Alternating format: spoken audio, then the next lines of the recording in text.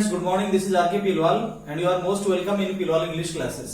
देखिए फ्रेंड्स, आज हम प्राइमरी ऑक्सिलरी के बी फॉर्म्स की हमने स्टडी कर ली और अब आज हम हैव फॉर्म्स की स्टडी करेंगे कि किस तरह से जो हैव फॉर्म्स है वो एज ए वर्ब यूज की जाती है and it is used as an helping verbs. कैसे हेल्पिंग वर्ब्स के फॉर्म्स में यूज की जाती है।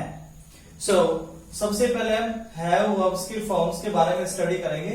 इसका फर्स्ट फॉर्म होता है हैज हैव, सेकंड फॉर्म होता है हैड और थर्ड फॉर्म भी होता है हैड।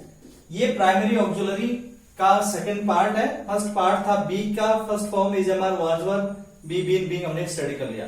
आज हम पढ़ेंगे किस तरह से हैव जो है वो as a transitive verbs use की जाती है। इसके बाद आता है हमेशा ऑब्जेक्ट आता है और शुरुआत में क्या आएगा, आपका सब्जेक्ट आता है। जैसे मैंने लिखा आई हैव अ बुक, मेरे पास एक किताब है। ये प्रेजेंट का पोजीशन हो गया, ये क्या हो गया, पोजीशन ऑफ द प्रेजेंट। फिर नेक्स्ट है she has a dog, she has a dog, उसके पास एक डॉग है, तो ये भी एज ए वर्ब है, एज ए पोजीशन की वर्ब्स होगी। नेक्स्ट है she had flowers, she had flowers, उसके पास फूल थे, तो ये क्या हो गया, आपका वर्ब्स हो गया। तो जब भी हैव के बाद कोई वर्ब नहीं आती तो ये खुद ही वर्ब का फंक्शन करती है और ये अपने बाद में लेती है ऑब्जेक्ट। परंतु इन सेंटेंसेस का पैसिव वॉइस नहीं बनेगा क्योंकि यहां पर हैज हैव और हैड है, ये वर्ब्स ऑफ पोजीशन है। क्या है ये, वर्ब्स ऑफ पोजीशन है, वर्ब्स ऑफ पोजीशन। इसका मतलब ये सभी अधिकार के भाव को व्यक्त कर रही है और ये नॉन एक्शन वर्ब्स है। इससे किसी एक्टिविटीज का सेंस डिनोट्स नहीं होता, किसी गतिविधि का बोध नहीं होता, इसीलिए इन सभी सेंटेंस का पैसिव वॉइस नहीं बनता है। यदि हैज हैव या हैड के बाद कोई वर्ब नहीं आती है तो हैज हैव हैड किस तरह के फंक्शन करते हैं सेंटेंसेस में, वो हम अलग अलग स्टडी करेंगे। देखो पहला है अधिकार का भाव, इसमें वर्ब्स ऑफ पोजीशन है। यदि हैज हैव या हैड के बाद कोई वर्ब नहीं आए तो हैज हैव हैड के द्वारा मजे का भाव, एंजॉय का भाव और एक्सपीरियंस का भाव व्यक्त किया जाता है। जैसे I have a lot of fun, I have a lot of fun, यानी मैं बहुत मजे करता हूं। यहां हैव क्या हो गया, आपका एक्सपीरियंस। यहां हैव क्या हो गया, एक्सपीरियंस। फिर दूसरा है कि नहीं sorry, I have a lot of fun, मैं बहुत मजे करता हूं, तो यहां पर क्या हो गया, हैव एंजॉयमेंट का सेंस देता है, किसका, मजे का भाव। दूसरा है she has a lot of pain, she has a lot of pain, उसके बहुत ज्यादा क्या दर्द है, तो ये क्या हो गया, आपका एक्सपीरियंस। ये क्या हो गया, अनुभव हो गया। फिर तीसरा है मोहित हैड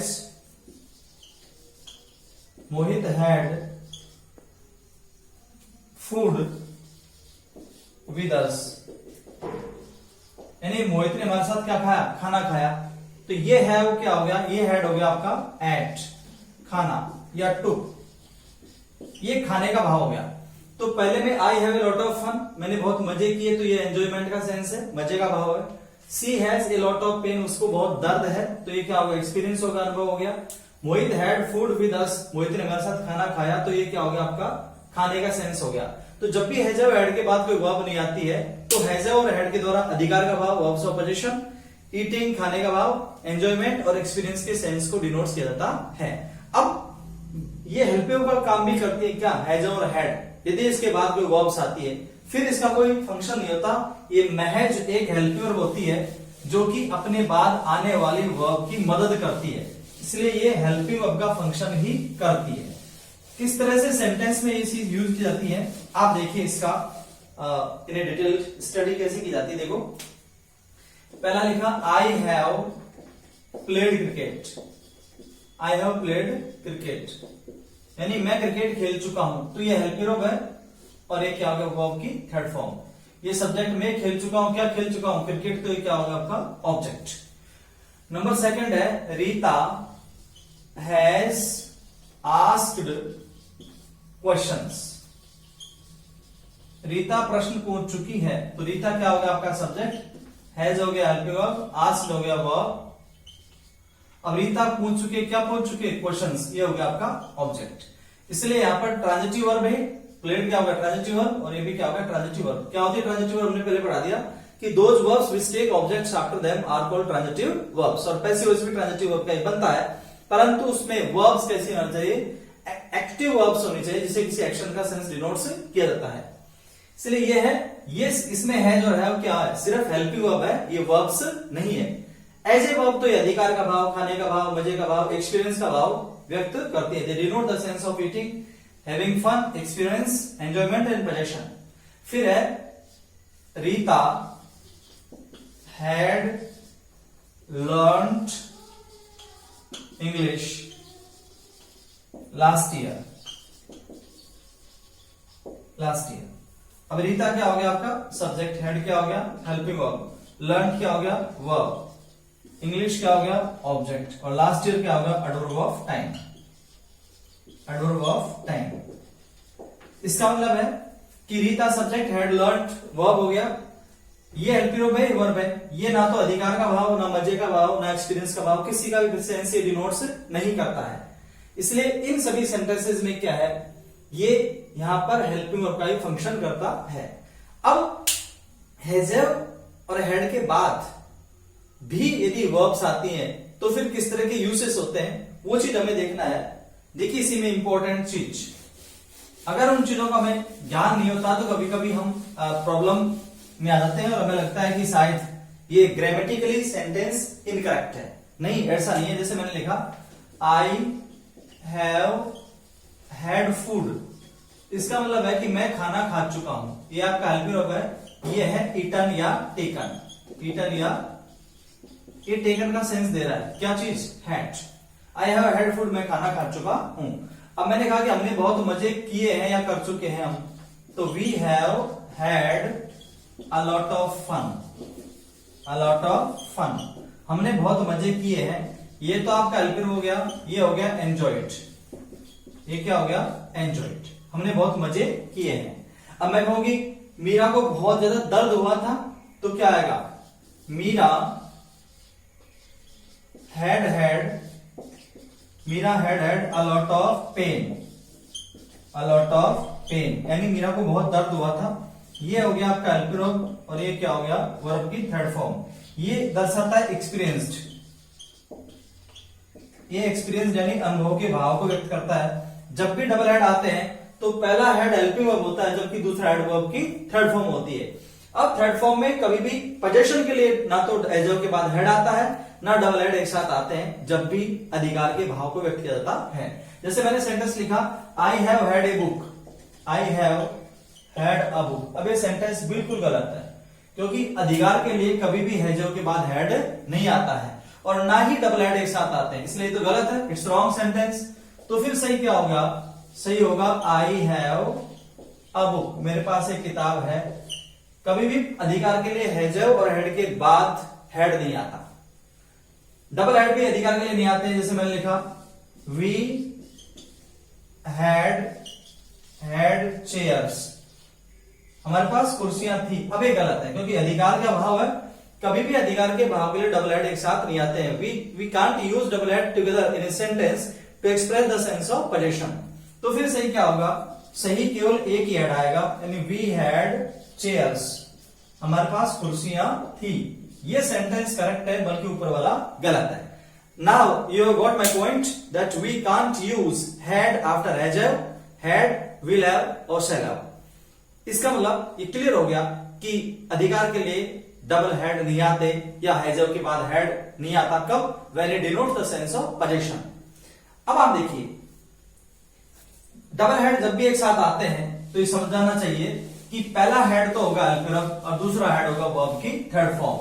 और एज ए थर्ड फॉर्म क्या क्या फंक्शन करता है वो, वही है मैंने पहले बताया कि इस सेंटेंस में तो आगे क्या आपका एक्सपीरियंस हो गया। अब उसके लिए मजे के लिए क्या आएगा, we had a lot of fun, यानी we had a lot of fun, यानी हमने बहुत मजे किए थे या कर चुके थे। ये तो हेल्पिंग हो गया। अब ये क्या होगा एंजॉयड, ये क्या होगा एंजॉयड। ऐसा नहीं कि डबल हेड एक साथ नहीं आ सकते, हैव के बाद हेड नहीं आ सकता। अगर हैव के बाद हेड आया तो हेड खाने का भाव, मजे का भाव, एक्सपीरियंस का भाव, सेंस का सेंस डिनोट्स करता है। और डबल हेड आते हैं तो पहला हेड क्या होगा, आपका हेल्पिंग वर्ब होगा, दूसरा हेड क्या होगा, वर्ब की थर्ड फॉर्म होगा। उस थर्ड फॉर्म से खाने का भाव, मजे का भाव, एक्सपीरियंस का भाव व्यक्त किया जाता है। इसलिए बोथ सेंटेंसेज आर करेक्ट, ये दोनों ही सेंटेंस सही है, यहां कोई गलती नहीं है, बोथ आर राइट। एक और है, जैसे we had a lot of, we had food, we had food before you came, before you came, यानी आपके आने से पहले हम खाना खा चुके थे। एज ए कंजंक्शन जब भी बिफोर आता है then we use past perfect and past simple is used after before, we studied in the previous chapters. इसलिए ये तो हो गया आपका हेल्पिंग वर्ब हो गया, ये हेड हो गया क्या, ईटन, ईटन या टेकन, ईटन या टेकन। इसलिए जब भी किसी सेंटेंस में डबल हेड एक साथ आते हैं, पहला हेड होगा हेल्पिंग वर्ब और दूसरा हेड होगा वर्ब की थर्ड फॉर्म। लेकिन वो थर्ड फॉर्म खाने का भाव, मजे का भाव, एक्सपीरियंस का भाव व्यक्त करती है। तो ये थे किस तरह से हेड किसी सेंटेंस के अंदर यूज किए जाते हैं। अब आप देखिए एक और चीज आपने देखी होगी सेंटेंसेस के अंदर, अगर हम न्यूज़पेपर पढ़ते हैं, बुक पढ़ते हैं, तो कभी कभी वो चीज हमें प्रॉब्लम क्रिएट करती है।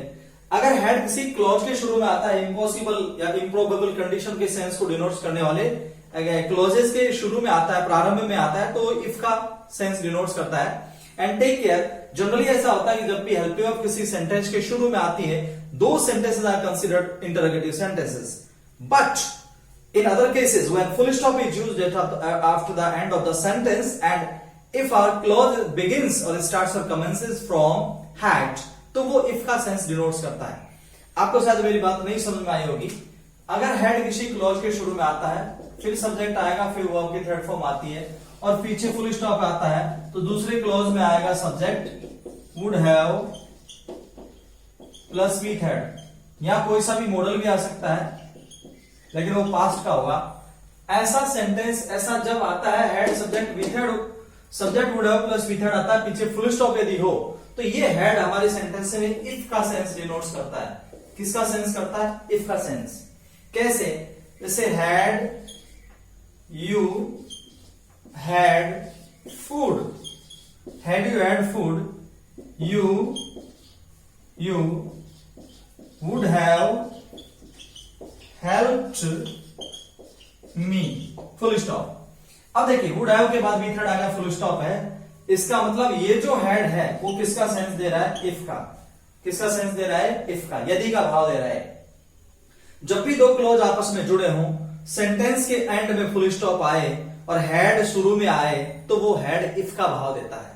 कभी कभी हम सोचते हैं कि यार भाई मेरी वोकैबुलरी बहुत अच्छी नहीं है, शब्दकोश पे अच्छा कमांड नहीं है, इसीलिए मेरे समक्ष ये चुनौती है कि मैं इस इंग्लिश का हिंदी अनुवाद नहीं कर सकता। नहीं भाई मेरे, और भी कुछ समस्याएं हैं। अगर हम ग्रामेटिकली टर्मिनोलॉजी नहीं जानते, if we don't know the usages of grammar, then it's very tough task for us to understand the hidden meanings of the sentences and it's generally seen, ऐसा अक्सर देखा जाता है। सो ये जो हेड है वो इफ का फंक्शन कर रहा है। अगर एक ही सेंटेंस और हेड शुरू में आए तो वो क्या का भाव देता है, जैसे हैड रोहित लर्नड इंग्लिश, क्या रोहित अंग्रेजी सीख चुका था। अब इसका अर्थ है क्या, क्योंकि सेंटेंस के एंड में है क्वेश्चन मार्क। अब शायद आपको क्लियर हो गया होगा, I am sure that you got my point. अगर हेड किसी क्लॉज के शुरू में आता है, अंत में फुल स्टॉप आए, तो हेड इफ का सेंस देता है, ना कि क्या। So it's not a interrogative sentence, it's a simple sentence. अब नेक्स्ट है, had Rita been here, she would have been a doctor, full stop. अब देखिए हेड शुरू में आके फुल स्टॉप आ गया, तो इस हेड का अर्थ होगा यदि। क्या होगा, यदि। दिमाग लगाना नहीं भाई मेरे। When two clauses connect with each other and would have plus with her is used in another clause, and if our sentence starts from had subject plus with her, then had denotes the sense of if, it refers the sense of if। तब वो had if का function करता है। एक ही sentence हो, head शुरू में आए, पीछे प्रश्नवाचक हो, क्वेश्चन मार्क हो, तो उसका अंदर क्या होता है, and that is interrogative sentence. I have mentioned earlier and it is the difference. जब तक अंतर हमें समझ में नहीं आता हम उलझन में पड़े रहते हैं। इसलिए ये हैड है यदि का भाव, हैड रीता बीन हियर, ये बी की थर्ड फॉर्म है, क्योंकि पहले बता रखा है अगर बीन के बाद कोई वर्ब नहीं आए सेंटेंस में, when we don't use any verbs after been, तो been is itself, it functions the third form of be, तभी बी की थर्ड फॉर्म होती है। So had Rita been here यदि वो यहां हुई होती, she would have been a doctor, she would have been a doctor, ये भी थर्ड फॉर्म है वर्ब की, किसकी, बी की, वो डॉक्टर हो गई होती। और मैंने प्रीवियस वीडियो में बताया कि जब भी इजमार वाज वर्ब, बी, बीन और बीइंग के बाद कोई वर्ब नहीं आती है, then they take complement after them and we can't make passive voice of some sentences. So ये head का प्रॉब्लम मैंने आपके समक्ष डिस्कस किया कि how head is used in the beginning of the sentence. एक और फंक्शन है कि किस तरह से ये पॉजिटिव वर्ब्स के सेंस को डिनोट करती हैं जब ये किसी सेंटेंस में आता है। एक चीज और ध्यान रखो, जब भी हम किसी और व्यक्ति से कोई काम करवाते हैं और यदि हैज है और हैड के बाद ऑब्जेक्ट आकर के थर्ड फॉर्म आता है, वो भी सेंटेंस गलत नहीं होता, that is positive verb, that is positive verb. जैसे मैंने लिखा हैज, हैव, हैड, हैविंग, इन सभी के बाद ऑब्जेक्ट आकर के यदि वर्ब की थर्ड फॉर्म आ जाती है तो फिर ये होती है positive verb. Positive verbs, positive verbs क्या होती है, प्रेरणार्थक क्रियाएं। ये क्या होती है भाई हिंदी में, जब वक्ता, जब कोई भी व्यक्ति किसी काम को खुद नहीं करके किसी और से करवाता है तो वो होती है पॉजिटिव वर्ब, प्रेरणार्थक क्रियाएं। जैसे मैं कहूं, लेकिन इस तरह के सेंटेंसेस में ध्यान रहे ऑब्जेक्ट के बाद वर्ब की थर्ड फॉर्म आती है, सेंटेंस का structure formula entirely different change हो जाता है। और यदि इस तरह की चीजों का हमें नॉलेज नहीं है तो ये जाहिर है कि हम उस इंग्लिश के सेंटेंस का मीनिंग कंप्लीटली नहीं समझ सकते। We can't understand, we can't figure out, we can't get the actual translation of those sentences if we don't know about these things. जब भी has, have, had या having के बाद ऑब्जेक्ट के बाद थर्ड फॉर्म आती है तो समझ जाना कि काम कोई और करता है। किस तरह से इस तरह के सेंटेंसेस का स्ट्रक्चर आता है, देखिए मैं आपको बता दूं। मैं कहूं कि मैं चाय बनवा रहा हूं, मैं चाय बनवा रहा हूं, तो इसका बनेगा भाई I am having tea made। इसका मतलब है कि मैं चाय बनवा रहा हूं, I am having tea made। मैं कहूं कि मीरा एक पत्र लिखवा चुकी है, अरे भाई खुद नहीं कर रही, मीरा एक पत्र लिखवा चुकी है, तो क्या बनेगी अंग्रेजी, इसकी अंग्रेजी बनेगी Meera has had a letter return, क्योंकि हैज के बाद थर्ड फॉर्म आएगा। ये हेल्पिंग वर्ब है, जबकि ये क्या है, पॉजिटिव वर्ब। ये क्या है, पॉजिटिव वर्ब है। पॉजिटिव वर्ब्स क्या है, इसका मतलब है कि Meera has had a letter return. हम इनके स्थान पर गेट,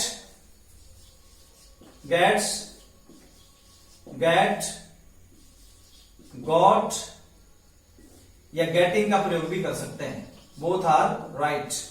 पॉजिटिव वर्ब्स के अंदर ये ऑप्शनल है, आप किसी भी एक स्ट्रक्चर का यूज कर सकते हो। जैसे मैं कहूं कि भाई क्या कर रहा है, क्या कर रहा था, मैं तो चाय बनवा रहा था, मैं चाय बनवा रहा था। तो ये इसका मैं थोड़ी बना रहा हूं, कोई और बना रहा ना। अरे जब कोई काम कोई और करे बाबू तो फिर क्या करेंगे हम, गेट हैव का प्रयोग करते हैं। जैसे मैं चाय बनवा रहा था, I was getting tea made, I